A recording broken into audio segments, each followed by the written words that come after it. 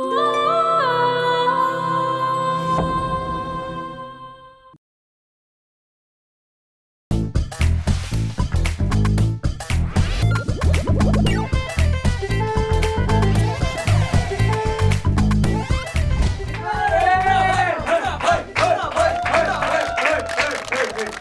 অবস্থা সবার? ভালো। আচ্ছা, তো আমার অবস্থাও খুব ভালো। তো আমাকে যারা চেনে তারা তো এখানে বসে চিল্লাচ্ছিল, মুন্না ভাই, মুন্না ভাই, কেউ মুন্না আপু, মুন্না আপু। I never mind. তো যাই হোক, যারা আমাকে চেনে না তারা আমার কিছু পরিচয় আছে জানে না, তো সেই পরিচয়গুলো সবাইকে একটু দেওয়া উচিত, তাই না? ইয়েস। তো যারা আমাকে চেনেন তো চেনেন, যারা চেনেন না তাদেরকে বলি আমি কিন্তু একজন অলরাউন্ডার। ও মানে আপনারা যে অলরাউন্ডার মনে করতেছেন সেটা না।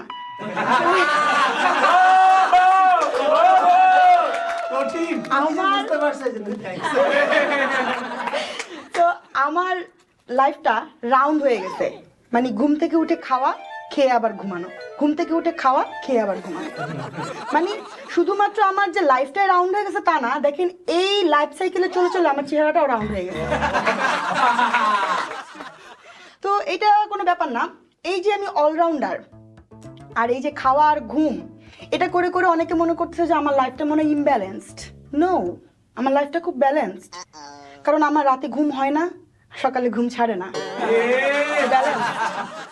তো যাই হোক, এই ব্যালেন্স লাইফ আমি চালাচ্ছি। তো আমার এই দুইটা কথা শুনে অন্তত অনেকে বুঝে গেছে যে আমি খুব ঘুম কাতুরে। মানে আমি এতটাই ঘুম কাতুরে যে আমি ঘুমের মধ্যে স্বপ্নে দেখি বিছানা ঝেড়ে বালিশ ঠিক করে মশারি টাঙায় ঘুমাইতে যেতেছি। তো আমার এই কথা শুনে মানে এখানে যারা আছে তারা তো বলতেছেই, কিন্তু যারা ওইখানে আছে মানে ওই পারে আছে তারা বলতেছে আস আস আপা আস আস। মানে আসলে মিলে যায়, এগুলো মিলে যায়। তো যাই হোক, এই মশারির কথা শুনে যেটা মনে পড়লো, আপার বাসায় গেছিলাম। আপার বাসা মানে হলো দুলাভাইয়ের বাসা। আমার দুলাভাই তো খুবই ফেমাস। তো আপার বাসায় গেলাম, সারাদিন ছিলাম। রাতে যখন ঘুমোতে যাব তখন দেখি দুলাভাই সারা ঘরের মানে সারা বাড়ির যত রুমের মশারি আছে সব টানাচ্ছে। আমি দেখে খুব ইমপ্রেসড, মানে খুবই ইমপ্রেসড আমি। তো আমি দুলাভাইকে কি করে অ্যাপ্রিসিয়েট করে বললাম, দুলাভাই তোমার এই কাজটা আমার যে কি ভালো লাগছে যে তুমি সারা বাড়ির মশারি টানাইতেছো, তুমি কি প্রতিদিন টানাও? তো এটা শুনে দুলাভাই বলতেছে, আরে না গেদু, প্রত্যেক দিন টানাই না, মনে কর শনি সোম বুধ মুইটা নাই, আর রবি মঙ্গল বৃহস্পতি তোর আফাই টানাই, আর শুক্রবার মোরা কয়েল জ্বালায় ঘুমাই। তো আমি শুনে তো আরো ইমপ্রেসড হয়ে গেলাম। আমি বললাম, ওয়াও, তোমরা তো মানে ইকুয়ালিটিতে বিলিভ করো।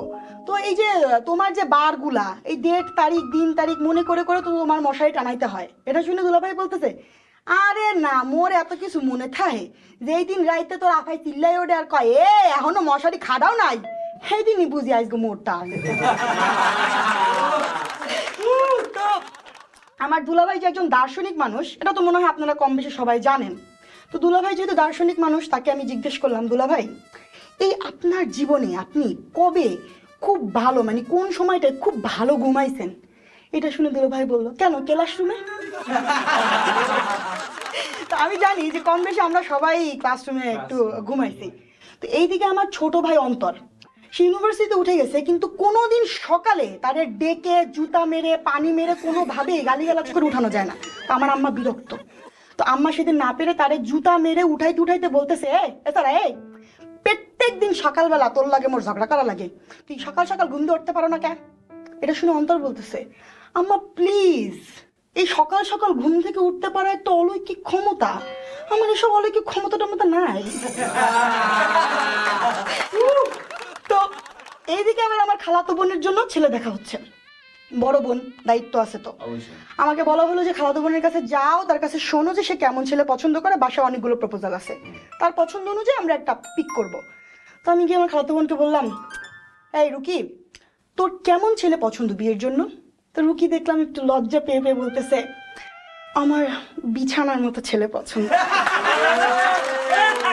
লিটারালি ভাই আমিও অবাক হয়েছি। আমি কইলাম যে তুই শাহরুখ খানের মতো বলতে পারোস, তুই সালমান খানের মতন বলতে পারোস, অ্যাটলিস্ট তুই সাকিব খানের মতন বলতে পারোস, তুই বিছানার মতন ছেলে, মানে না মানতে পারলাম না। এটা কেন?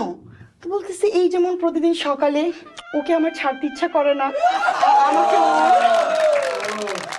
তো তখন বুঝলাম যে না, অ্যাটলিস্ট বিছানার মতন, মানে এই যে ডিভোর্সের যুগে বিছানার মতন ছেলেই আসলে দরকার। সালমান খান শাহরুখ খান লাগবে না। মানে বোনের কাছ থেকে শোনার পরে আমিও মোটামুটি ডিসাইড করছি আমিও বিছানার মতো ছেলেই বিয়ে করবো। তো আমরা তো সিনেমা দেখতে সবাই খুব পছন্দ করি, তাই না? তো সিনেমায় আমরা আসলে কি দেখিটা কি দেখি যে হ্যাঁ নায়কের সাথে নায়িকার গভীর প্রেম, আর এদিকে এই প্রেমের মাঝখানে একমাত্র ভিলেন নায়িকার বাবা। ভাই আমার লাইফে এত কিছু নাই, এত রোমান্টিসিজম নাই। আমার সাথে গভীর প্রেম ঘুমের, আর মাঝখানে একমাত্র ভিলেন আমার অ্যালার্ম ক্লক। সামটাইমস আমাকে কিছু গুরুত্বপূর্ণ মিটিং অ্যাটেন্ড করতে হয়, যার কারণে অ্যালার্ম ক্লকটাকে আনা, আদারওয়াইজ কবে ফেলাই দিতাম আসলে সিরিয়াসলি। তো আমার মার কাছে শুনলাম যে আমরা নাকি বংশ পরম্পরায় ঘুম কাতুরে। আমার ছোট চাচা নাকি যেখানে সেখানে ঘুমায় পড়তে পারে। ইন্টারেস্টিং ব্যাপার। তো ছোট চাচা বেড়াতে আসছে, আমি ছোট চাচাকে জিজ্ঞেস করলাম, চাচা তুমি নাকি যেখানে সেখানে ঘুমায় পড়তে পারো? তো এটা শুনে আমার চাচা বললো, হয় গেদু এক ফির বসলো ক্লাসরুমে ঘুমাই গেছি একবারে লাস্টের বেঞ্চে।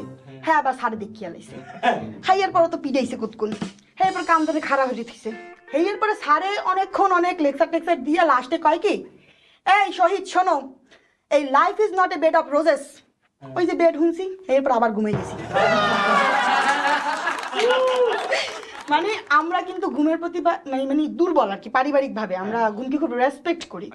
তো এদিকে দেখেছি আমার ছোট ভাই অন্তরের ইদানিং মন খারাপ। কারণ ছোট আর মন খারাপ এই জিনিসটা কিন্তু একসাথে যায় না। বাসার ছোটগুলো কিন্তু খুব জলি হয়, খুব হাসি খুশি, সবাইকে খুব মাথায় রাখে।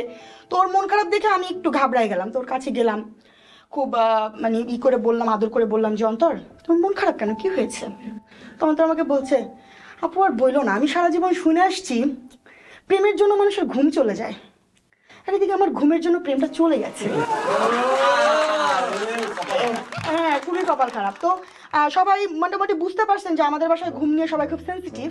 এই কারণে আমরা যখন ঘুমাই মানে পরিবারের কোনো সদস্য কেউ কাউকে মানে কোনো রকম ডাকি না, নো ডিস্টার্ব। শুধু আমার আম্মা গিয়ে গরমকালে ফ্যানটা বন্ধ করে দেয় আর শীতকালে ফ্যানটা চালায় দেয়। এগুলো হইতেছে আর কি আমার বাসায়, ঠিক আছে?